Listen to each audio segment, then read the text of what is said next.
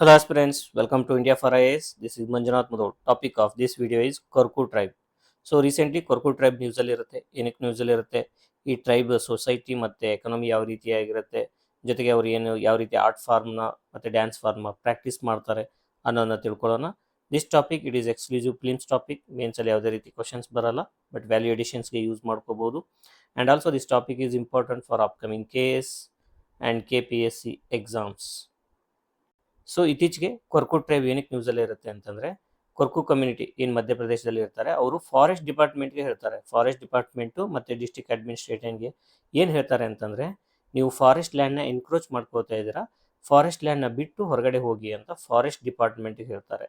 So usually forest department ಏನು ಮಾಡುತ್ತೆ, so ಬೇರೆ ಈ ಲೋಕಲ್ ವಿಲೇಜರ್ಸು ಮತ್ತು ಬೇರೆ ಫಾರೆಸ್ಟ್ ಫ್ರಿಂಜ್ ಏರಿಯಾದಲ್ಲಿ ಇರ್ತಕ್ಕಂಥ ಕಮ್ಯುನಿಟೀಸ್ ಅವರು ಫಾರೆಸ್ಟಲ್ಲಿ ಎಂಟರ್ ಆದರೆ, ಸೊ ಫಾರೆಸ್ಟಲ್ಲಿ ಎಂಟರ್ ಆಗಬೇಡಿ, ಮರಗಿಡಗಳನ್ನ ಕಡಿಬೇಡಿ, ಹೊರಗಡೆ ಹೋಗಿ ಅಂತ ಹೇಳ್ತಾರೆ.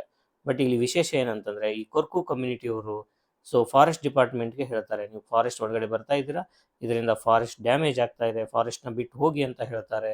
ಸೊ ನಮ್ಗೆ ಈ ವಿಷಯ ವಿಚಿತ್ರ ಅನ್ನಿಸ್ಬೋದು, ಬಟ್ ಅದು ಸತ್ಯ ಕೂಡ ಆಗಿರುತ್ತೆ. ನೋಡ್ತಾ ಹೋಗೋಣ. ಸೊ ಕೊರ್ಕು ಟ್ರೈಬ್ ಬಗ್ಗೆ ತಿಳ್ಕೊಳ್ಳೋದಾದರೆ, so they belong to Munda linguistic group. So ಈ ಮುಂಡಾ ಲಿಂಗ್ವಿಸ್ಟಿಕ್ ಗ್ರೂಪ್ ಏನಿದೆ, ಅದಕ್ಕೆ ಸಂಬಂಧಪಟ್ಟಾಗೆ ಕೊರ್ಕು ಒಂದು ಲ್ಯಾಂಗ್ವೇಜ್ ಅಂತ ಇದೆ. ಸೊ ಆ ಎತ್ನಿಸಿಟಿ, ಕೊರ್ಕು ಲ್ಯಾಂಗ್ವೇಜ್ ಎತ್ನಿಸಿಟಿಗೆ ಇವರು ಬಿಲಾಂಗ್ ಆಗಿರ್ತಾರೆ. ಸೊ ಅವ್ರು ಎಲ್ಲಿರ್ತಾರೆ, ಮಧ್ಯಪ್ರದೇಶದಲ್ಲಿ ವಾಸಿಸ್ತಾರೆ, ಛತ್ತೀಸ್ಗಢ ಮತ್ತು ಮೇಲ್ಘಾಟ್ ರೀಜನ್ ಆಫ್ ಮಹಾರಾಷ್ಟ್ರ. ಸೊ ಈ ರೀಜನಲ್ಲಿ ಕೊರ್ಕು ಟ್ರೈಬ್ ಕಂಡು ಬರುತ್ತೆ. ಸೊ ನೀವು ಅವರು ಮಾತಾಡ್ತಕ್ಕಂಥ ಲ್ಯಾಂಗ್ವೇಜ್ ಬಂದು Korku language. So ಪೊಟಾರಿಯಾ Korku language ಏನು ವಿಂಧ್ಯ ಮೌಂಟೇನ್ಸಲ್ಲಿ ಕಂಡು ಬರುತ್ತೆ ಟ್ರೈಬಲ್ ಗ್ರೂಪು. ಸೊ ಅವರು ಪೊಟಾರಿಯಾ ಕೊರ್ಕು ಲ್ಯಾಂಗ್ವೇಜನ್ನು ಮಾತಾಡ್ತಾರೆ. ಸೊ ಅದು ಇನ್ನೂ ಕೂಡ ಏನಾಗಿದೆ, ಪ್ರಿಸರ್ವ್ಡ್ ಆಗಿದೆ, ಅಂದರೆ ಇಲ್ಲಿವರೆಗೂ ಅದನ್ನು ಕಾಪಾಡ್ಕೊಂಡು ಬಂದಿದ್ದಾರೆ ಲ್ಯಾಂಗ್ವೇಜನ್ನು. ಸೊ ಯುನೆಸ್ಕೋ ಲಿಸ್ಟ್ ಪ್ರಕಾರ ಕೊರ್ಕು ಲ್ಯಾಂಗ್ವೇಜು ಒಂದು ಎಂಡೇಂಜರ್ಡ್ ಲ್ಯಾಂಗ್ವೇಜ್ ಆಗಿರುತ್ತೆ, ಅಂದರೆ ಅಳಿವಿನ ಅಂಚಿನಲ್ಲಿ ಬಂದು ನಿಂತ್ಕೊಂಡಿರ್ತಕ್ಕಂಥ ಲ್ಯಾಂಗ್ವೇಜು. ಸೊ 196 ಲ್ಯಾಂಗ್ವೇಜನ್ನು ಯುನೆಸ್ಕೋ ಏನು ಮಾಡಿದೆ, ಲಿಸ್ಟ್ ಮಾಡಿದೆ, ಯಾವುದು ನಶಿಸಿ ಹೋಗ್ಬೋದು ಅಂತ. ಅದರಲ್ಲಿ ಕೊರ್ಕು ಲ್ಯಾಂಗ್ವೇಜ್ ಕೂಡ ಒಂದಾಗಿದೆ. ಇನ್ನು ಕೊರ್ಕು ಕಲ್ಚರ್ ಮತ್ತು ಸೊಸೈಟಿ ನೋಡೋದಾದರೆ, ಅವರು ಇದುವರೆಗೂ ಏನು ಮಾಡ್ತಿದ್ದಾರೆ, ಟ್ರೆಡಿಷ್ನಲ್ ಹೀಲಿಂಗ್ ಪ್ರಾಕ್ಟೀಸಸ್ಸನ್ನೇ ಮಾಡ್ತಾ ಇದ್ದಾರೆ. ಇವಾಗ ಏನಾದರೂ ಅವ್ರಿಗೆ ಮನೆಯಲ್ಲಿ ಜ್ವರ ಬಂದರೆ, ಏನಾದರೂ ಗಾಯ ಆದರೆ, ಸೊ ಅಲ್ಲೇ ಇರ್ತಕ್ಕಂಥ ಗಿಡಮೂಲಿಕೆಗಳನ್ನ ಯೂಸ್ ಮಾಡ್ಕೊಳ್ಳೋದು, ಟ್ರೆಡಿಷ್ನಲ್ ಹೀಲಿಂಗ್ ಪ್ರಾಕ್ಟೀಸ್ ಏನಿದೆ ಅದನ್ನೇ ಪ್ರಾಕ್ಟೀಸ್ ಮಾಡೋದು, ಯಾವುದೇ ರೀತಿ ಹಾಸ್ಪಿಟಲ್ಗೆ ಹೋಗಲ್ಲ. So that is one interesting thing. And they regard their ancestors, ಅಂದರೆ ಅವರ ಫಾದರ್ಸ್, ಪೂರ್ವಜರು ಏನಿರ್ತಾರೆ ಸತ್ತೋದವರು, ಅವ್ರನ್ನ ಒನ್ ಆಫ್ ದ ಗಾಡ್ ಅಂತ ಅವ್ರು ಏನು ಮಾಡ್ತಾರೆ, ಪೂಜಿಸ್ತಾರೆ. And they erect a memorial pillar called Munda to commemorate the deceased.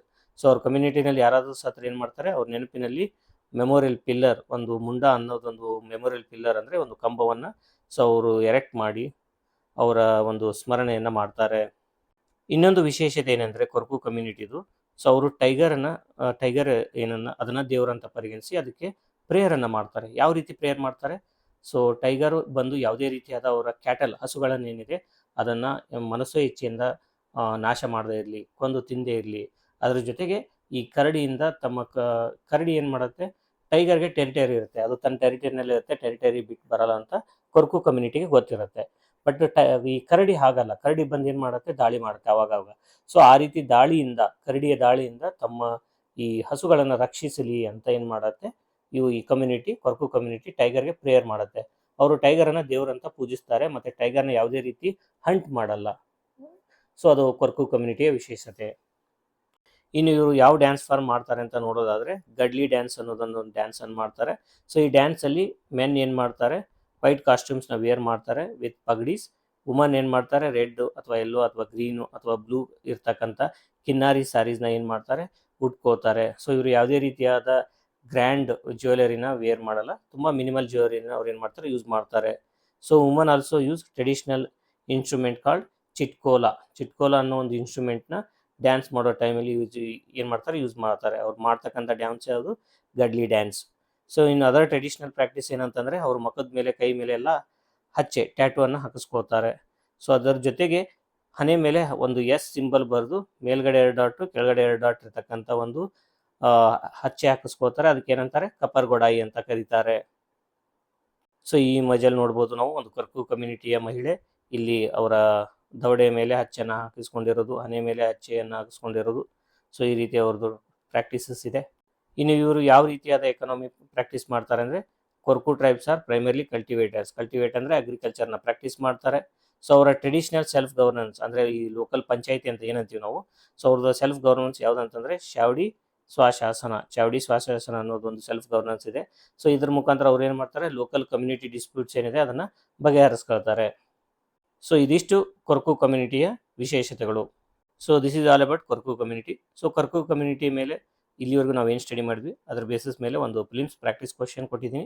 So ಇದರಲ್ಲಿ 3 ಸ್ಟೇಟ್ಮೆಂಟ್ ಇದೆ. ಈ 3 ಸ್ಟೇಟ್ಮೆಂಟ್ನ ನೋಡಿ ನಿಮ್ಮ ಆನ್ಸರ್ನ ಕಮೆಂಟ್ ಮಾಡಿ. Answer and detail explanation PDF ಹ್ಯಾಂಡ್ಔಟಲ್ಲಿರುತ್ತೆ. PDF ಹ್ಯಾಂಡ್ಔಟ್ ಬೇಕು ಅಂತಂದರೆ ಸೊ ಟೆಲಿಗ್ರಾಮ್ ಚಾನಲ್ ಜಾಯ್ನ್ ಆಗಿ, ಟೆಲಿಗ್ರಾಮ್ ಚಾನಲಲ್ಲಿ ಸಿಗುತ್ತೆ. Thank you for watching. See you in the next video. Till then happy learning.